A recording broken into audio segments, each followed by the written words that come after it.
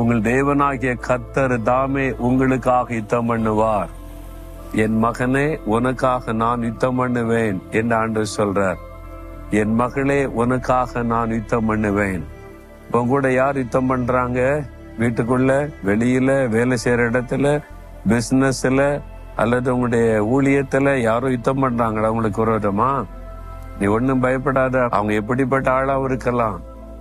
கர்த்தர் உனக்காக யுத்தம் பண்ணுவார். ஆண்டவர் வாக்கு கொடுக்கிற யுத்தம் பண்ணுவேன் என்பதாய். தேவன் யுத்தம் பண்ண என்ன நடக்கும் தெரியுமா? ஒண்ணு அவங்க உங்க பக்கமா மாறிடுவாங்க அல்லது காணாமல் போயிருவாங்க.